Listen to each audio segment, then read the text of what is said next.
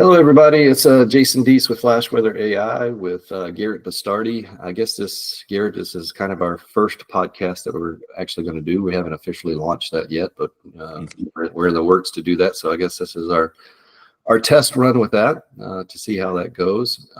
For people who don't know, I'm the founder and CEO of Flash Weather AI, and Garrett was the founder and CEO of Umbrella Weather and T3 Golf, and that has since been come into the Flash family. And so we did a previous video on that, but big things happening for us. But we wanted to do this podcast as well, and just about all things weather, a little bit of sports, a little bit of life, a little bit of everything sprinkled in. So welcome, Garrett. How are things in your world? Yeah, good. No, this is I think we have a lot of good content to talk about, just from business of weather, and then obviously the weather itself with this podcast in particular, with the cold air coming. So but things are good. Looking forward to some playoff football and trying to stay warm here the next couple weeks.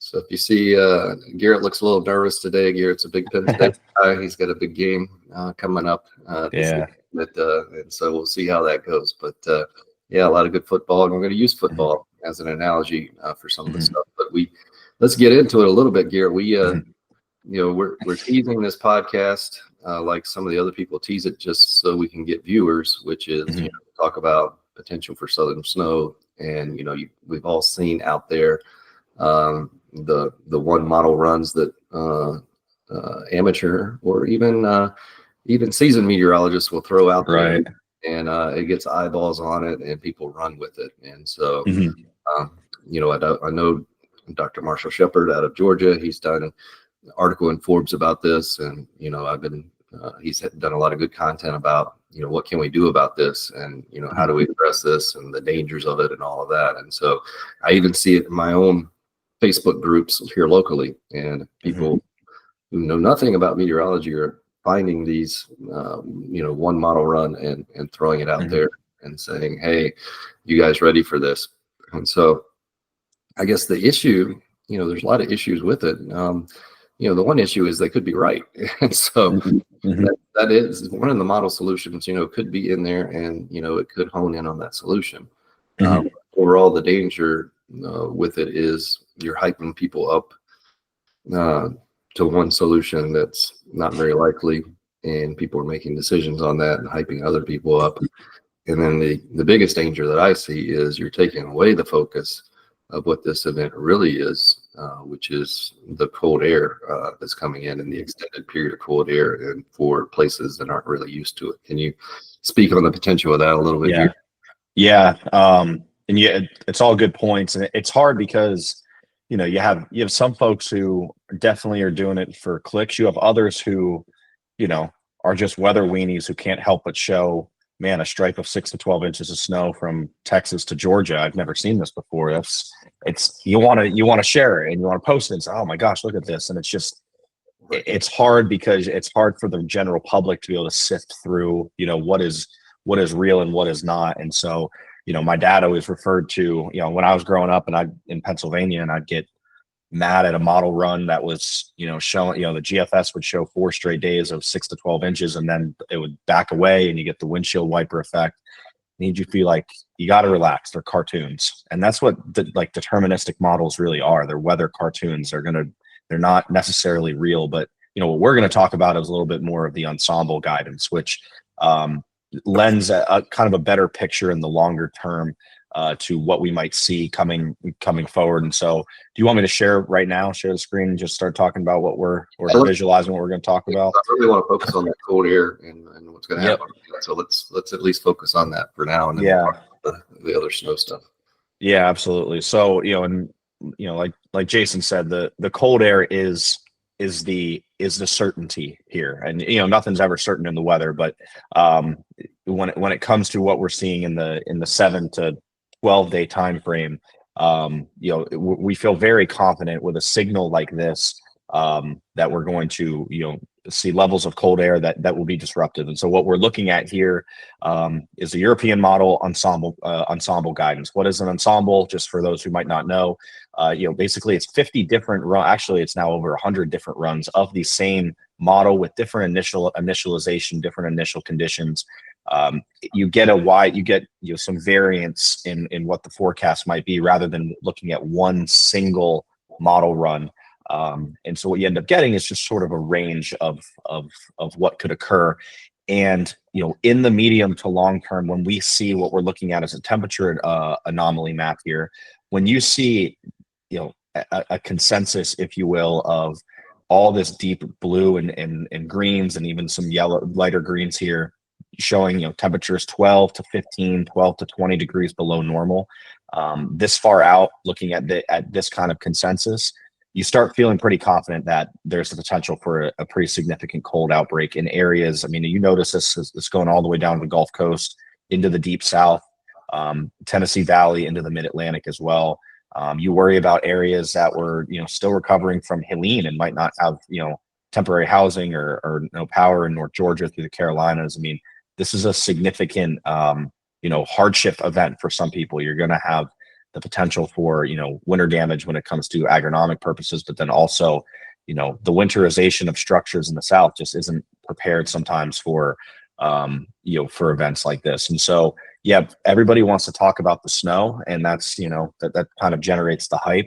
What people don't want to talk about as much sometimes, in the general public as at least, is the hardship that might come from significant amounts of cold. We saw it February 2021 in the deep South and in Texas, where it was a multi-billion-dollar event of a 4 or 5 day stretch of temperatures below freezing, ice and lighter snow amounts.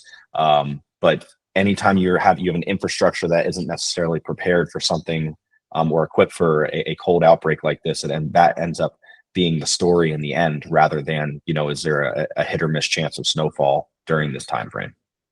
Got it, Garrett. Yeah, no, and so what are we safe enough in saying that what we see here now and what we've seen for the ensembles and everything, we're safe enough in saying that, hey, this is going to be a significant, if not somewhat historic, cold air outbreak? We can at least say that, correct?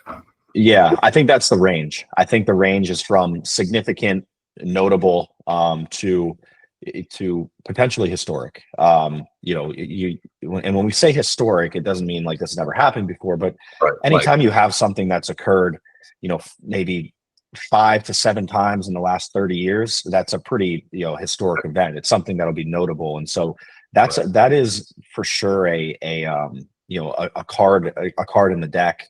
As we head, that's the uncertainty when you're still 7 to 10 days out, is just what are the ranges, what are the bounds of what could occur, and the highest bound, the highest impact bound is in a historic nature, especially when you're talking, the Midwest sees significant cold outbreaks, and this will be with some certainty, several day stretches of single digits with below zero temperatures at night. The historic nature, Jason, I think you'd agree, as someone who's in Atlanta, would be the potential for single digits all the way down into that region, below zero real feels and wind chills, and then all the way through the deep South, as far west as Oklahoma and Texas. That potential for single digits to teen temperatures, that's a big deal for that part of the country. Yeah, and I think especially when I'm looking at in Georgia, the big deal would be the longevity of the event. Yes. So we're used to, there'll be a high, in the upper 30s or something like that, mid 30s maybe, but one day, maybe 2 at the tops, and then you're bouncing right back into the 40s and 50s. But this is looking at the potential for 4, 5, 6 days not getting above a certain temperature. Are you going to pull that up now for one of those there? Yeah, and I can go to a meteogram if you want. Just real quick, I just wanted to kind of with what you're saying and kind of outline what you're talking about. And again, this is Ensembles, so that the things are watered out a little bit when it comes to maybe the full extremes. But you look at January 7th, just to kind of piggyback off what you're saying. You're looking at below freezing temperatures in North Georgia, Atlanta, all the way. I mean, freezing temperatures almost down to the Gulf Coast and the I-10 corridor. But as you loop this through, I mean, here we are, January 12th. We're temperatures are only getting colder. We go, January 14th. Now maybe things start to back off a little bit, but you're looking at at least 5 to 7 day stretch of significant cold when it comes to temperatures maybe not reaching freezing during the day, and being in the low 20s and teens during the nighttime hours at least. And so, like you said, the longevity is an issue when we talk it, from an agronomy perspective, and a lot of value in property and in turf.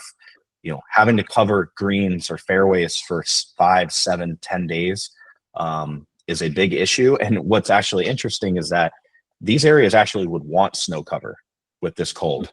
It acts as a blanket. And so the worst case scenario is there is no snow and there is a lot of cold air. That's when the most damage to property can occur from an agronomy perspective. And then, we haven't even talked much about, the ability for, damage from, property when it comes to, freezing pipes and that type of stuff where places are not winterized. Yeah, especially during the South. I mean, there's just so many things in the South that, that we're not, I'm in Atlanta, so I can speak from, or north of Atlanta, and I can speak from experience that we're just not used to seeing. And so there'll be things that you're not used to. And so that's one thing we've already planned for as a family, is to take our daughter to school, because the school buses don't have heaters. Mm-hmm. Some of those school buses, I know several years ago that, they had to delay schools because some of the school buses wouldn't even operate in cool temperatures like that. So there's just a lot of things in the South that aren't accounted for, that are accounted for in the North, because they get it more often. But for an extended period of cold weather, especially, you're going to see problems like that you may not have thought of. So, yeah. And here's the image you were talking about here, where, and you can explain this away. This would be for Canton. This is what central North Georgia. Right. So, yeah, I mean, first of all, a high of 31 and not getting above freezing, that's rare around here. And so you've got, 2 or 3 days that are right around freezing, 3 or 4 really. And then just staying in the 30s for that whole period. So, you got 1, 2, 3, 4, 5, 6, 7, 8. So 7 out of 8 days not getting out of the 30s and below freezing in the morning for each of those days. And, this is one ensemble, and then, the GFS ensemble, and this one has been going back and forth and showing single digits at times. I know one time it was showing close to 0. So, all of these are, let's look at the daily highs and lows for the GFS and see. This is that's a significant stretch. Right. That is look at that. And it never bounces back, and then a high of 20 by the end of that period. So, yeah. Well, and what it seems to be looking like is that there's an initial push behind this sort of first system, January 5th and 6th, and then a reinforcing shot. And the January 8th through 11th timeframe, to me, seems like that is where the most damage could occur, I guess, when it comes to these temperatures. Is, do we get a lobe of the polar vortex and the jet kind of buckling underneath, and just that you're getting, and from a kind of a deeper meteorological perspective, you have a lot of high pressure, a lot of blocking in the higher latitudes. Off of Greenland, Eastern Canada, and then a very pumped up ridge in Western Canada. All this air has to go somewhere, and it's just right now looking pointed at the Midwest. And then it just the difference is, instead of just kind of moving west to east across the Midwest, it looks like it's just going to continue to try to dive into the Tennessee Valley, into the Southeast as well. And this was I would say this is actually kind of a moderated. Things have moderated a bit in the last couple of days when it comes to the models. But again, like we mentioned, this is an ensemble that's showing this. It's not a singular model run. I mean, we've seen singular model runs be a little bit more extreme than this. So, right. So, bottom line, I mean, for cold weather, you need one parameter: cold temperatures. Mm-hmm. So that we're very confident that this is going to be, an extremely cold stretch. The cold air is coming. There's no doubt about that. It's just going to be how cold it is. So we've covered that. Now, the reason the snow is so difficult is because you need 2 ingredients. You need cold air and you need precipitation, and you need those to line up.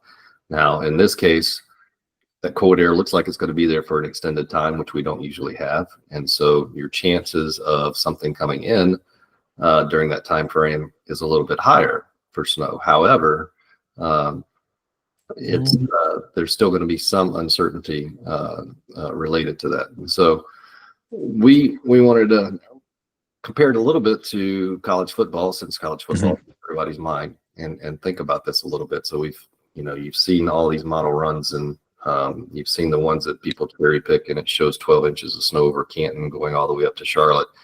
But they don't include the other model runs in there. And so, when you talk about college football, think about the season. And so, we're really in the first quarter of the college football season as far as the forecast for this event goes. And so if you look at the start of the season in college football, what did you know? Well, you knew Alabama was going to be pretty good, right? You knew that Penn State was going to be pretty good. So you knew all of these teams that were going to be good. You knew some of these teams were going to be bad, unless it was your team. And so I'm a North Carolina fan, and so I'm listening to the local news and all of that for North Carolina. And, deep in my heart, I know we lost Drake May. I know we lost all these other players. I know that we're not going to be very good this year. But I'm listening to all the, drinking the Kool-Aid and listening to all this. And so I'm thinking, okay, this could happen. This could happen. And that's what's happening, with the weather. Everybody's seeing a solution that they want snow, and they're like, okay, this could happen. I think this is good. And then they start sharing it. So we understand, where that comes from. But now that we, get into the first part of the football season, what do you start to see? Well, you see like Notre Dame lost to Northern Iowa, right? And so and so then you start thinking, well, Notre Dame's no good. That's they're not going to be there. And so you start making assumptions at the end of the football season that may not be accurate. And so that's what we're seeing right now. And so what we really need is time to get closer to this event. And so we need to get into the second half, fourth quarter of this event, and before we can determine where that snow is actually going to occur. And so that's where we're in the college football season right now, right? We know who the good teams are. Right. We don't really know what's going to happen. We still don't know the final outcome, and we won't know that generally until we get to the final two, and then we can say, hey, it's going to be one of these two solutions. These two teams are evenly matched, and this is going to happen. So, but now, we're nowhere near the fourth quarter. Right. So trying to determine exactly who's going to get snow is extremely premature. So we're going to get the cold, but you want to take a look at the total snow here. This is one of the products that we advocate in looking at. It's not a single model run. Talk a little bit about this. Yeah, and I love that analogy, because you could make, you take 50 teams, like you could make an argument if you're a homer, like you could have really boiled down, if you're a North Carolina fan, and make a optimistic argument. Hey, we could win the ACC this year. We could go 10-2. The conference is down. You can make all these arguments. Well, if you look at 50 model runs, you can make the argument that, hey, this extreme solution could happen. Right. But as we get closer and closer, like you said, the field narrows to where, the most likely solutions are, hey, Alabama's probably going to be there towards the end. Maybe they drop off. This year they did, but probably feel like Georgia will be there towards the end. And what those options end up being are kind of the middle of the road options, which are the most extreme occurrence, and most times than not doesn't occur. And so when you're posting model runs showing a foot of snow in Atlanta, right, the last time that happened, that even happened in the 93 blizzard, I mean, that's 30 years ago. You're talking about extreme events. Now, when it comes to cold, it's different, because it's just, you only need one end of the bargain, I guess, to hold up when it comes to cold. With snow, it needs to be, timed perfectly. It's a much more fickle process. So, what we are looking at here, I'll back up real quick, because there are kind of two parts to this forecast. There seems to be two separate time frames where we could see the potential for snow. One being January 5th through 7th, where what you're looking at here is this ensemble model, the ensemble we talked about, where there's the probability of at least an inch of snowfall. And so you can kind of see this sort of ribbon right through the Dakotas, and then right through the Ohio Valley into the Appalachian Plateau and through the northern mid-Atlantic, about 5 to 6 days out, 5 to 7 days out, where we can start saying, okay, now we're in the back half of the season, of the football season. We could start maybe saying this looks a little bit more likely that there's these certain teams, this storm is going to produce snow in this area. How much? Hard to determine.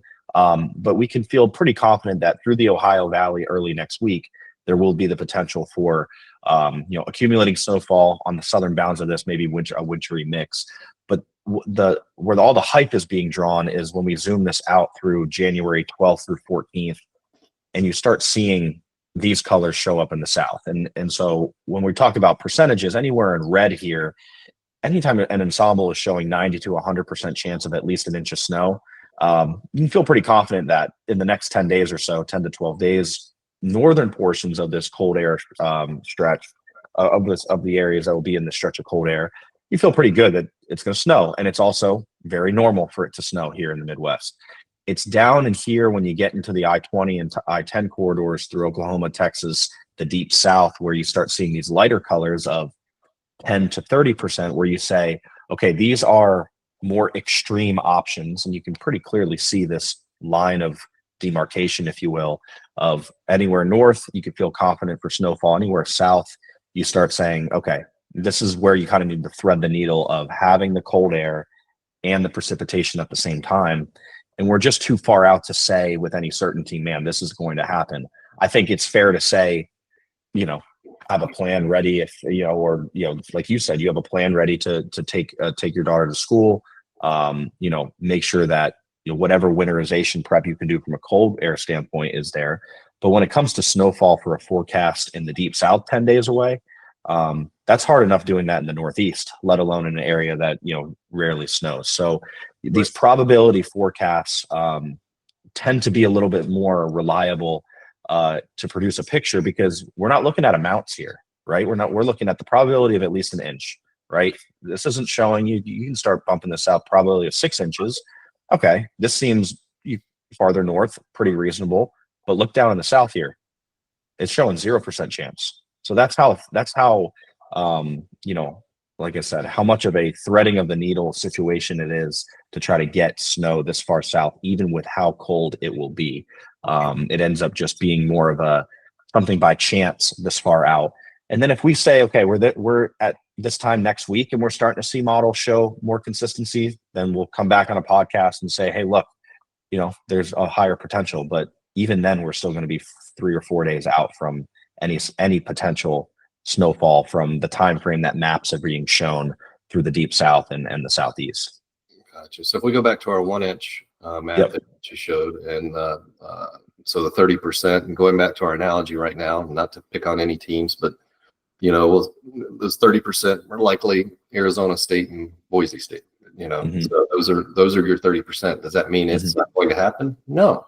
Right. And if we progress through the college football playoff, if those two teams make it, which Garrett is hoping that Boise State does not. But yeah, you're kind of jinxing me here. I don't. If those two teams were to make it, those probabilities, would increase because as we go in time, and so that's what you would see on here. So it's a great analogy. It won't happen. It's just that right now that's the least likely probability of it happening. But so that's the way we're looking at that. I did want to show a little bit of. And let me talk before I show anything else. Let me talk a little bit about what people are showing out there and cherry picking the models. I mean, when I was with the Weather Service, so when I first started with the Weather Service and they started doing that, the first inclination was to ignore it, and so we said, we don't want to add any credence to what they're doing. Well, that didn't work because everybody just followed that, and there was nothing to come in there and combat it. And then we came in there aggressively saying it's not going to happen. It's not going to happen. It's not going to happen, And so that worked somewhat, but, every once in a while it would happen. And so, that wasn't really. So I think what we're promoting here, is, for those who, must show something, just show all the possibilities, tell them, hey, and I'll show you, that might be a good time to show this here. So, if we look at that same European ensemble that Garrett was talking about, and this is for Canton, and let's be honest, I live in Canton, so that's all we worry about here on the right. Yeah, that's all that matters. That's all that matters. So, and we do need a name for the podcast. So if anybody sees the comments and wants to suggest a name, please do. So, but this is the Euro ensemble for Canton, and so yes, they're showing potential for snow as Garrett showed, but these are the individual members, 50 members. How many members are showing snow potential? 4. And so there's four candidates, and then showing snow. That means there's 46 that are not. And so what we're advocating is, if you want to show one model run, fine, show the potentials there, but also indicate, hey, there's 46 that are showing that there's no snow. That's the most likely scenario. And so that's what people would need to be doing. And then you combat this, Garrett, with the fact that it's not just one model ensemble, there's multiple ensembles. So this is the GFS, which is much more aggressive. And so you can see out of its 30 members, most of those members are showing at least some potential for some snow in the Canton area. And so that's another variable in this that, we have to look at as meteorologists is, hey, these models need to come into better agreement before we can make any type of reasonable forecast that far out about what's going to happen. And so that just has not happened with this event. There's just a variety of things that could happen in terms of that moisture lining up with that cold air. So, as far as that goes, and, one other, just to take a look at these are what, people are showing as far as the deterministic, we call it one model run. And this is what we're trying to get away from. And the only reason I'm showing it is to show you the caution in that is, this latest model run does show, 4 inches. And this is from that aggressive GFS forecast, all the way up to 7 inches into the Carolinas, but I can go back 2 forecasts ago and take a look at that deterministic model run. And you can see from area 0 down here, getting into it a little bit there, but further south, if I go back another model run, let's take a look at what it did. And you can see the variability in all this. So this is total snowfall through the period. So if I get all the way through the period, so that one had barely anything and just has flurries for most of Georgia, Alabama, and South Carolina, and no distinctive snowstorm to speak of. And so, GFS has been going back and forth, more aggressive. The Euro really doesn't show all that much, and yet it was the most aggressive 2 days ago, right? So just a lot of variables right now in there. So again, think about our analogy. We're still in the first quarter here. Take everything with a grain of salt until we get to third and fourth quarter. So, if I'm looking at even this chart right here, so if I get to, let's go back to our latest run that was actually showing some snow. If I show when that is, let's see, actually, I pull up the right one there. Oh, no, 6Z is the one we have a full run for. Yeah, we got 12Z coming in now. 12Z looks like it might be a little less. So if I get to where the snow actually falls in this forecast, 270 hours out. So you can see on this loop right here, we're still in the first quarter. Yeah, so absolutely. Determine where the snow falls. So, this is looking at January 11th. We're at December 31st. Happy New Year's to everybody. So realistically, Garrett, what are we looking at? Are we looking at, a week out, 3 to 5 days out? What do you think in terms of this? Yeah, really start paying attention. I think, like you said, it's Tuesday, December 31st right now. And I was brought up in a household where, my dad, Joe Bastardi, was always trying to push the limits of long range forecasting. He's an aggressive forecaster, but even at this distance out, it's a pattern recognition. It's just looking at the potential. There was no specifics until at least I'd say January. And when I say specifics, what regions could possibly see snow, at least until January 5th or 6th. And you get somewhere as dicey as the Southeast US for a snowstorm. I would say we could sit here a week from now, maybe 6 days from now, and still not have a really solid idea as to where heavy snow could occur, or any snow could occur for that matter. Look at this model here. This is this the GFS? This is the GFS. I live in Houston, Texas. I know the European at 12Z yesterday had 8 inches of snow here. It's hard to believe that something like that could occur this far south. And so I think we're looking at, Sunday or Monday next week, potentially starting to narrow down the options, but still not saying for any certainty hey, this is where anyone's going to get 3 to 6 inches or 2 to 4, 4 to 8. That's not until probably January 6th or 7th at least. Got it. So bottom line, and let everybody go here is it's going to be cold. This is going to be a cold event. And again, we put the goalposts up from significant cold event to historic cold event, coldest in the last 30 years.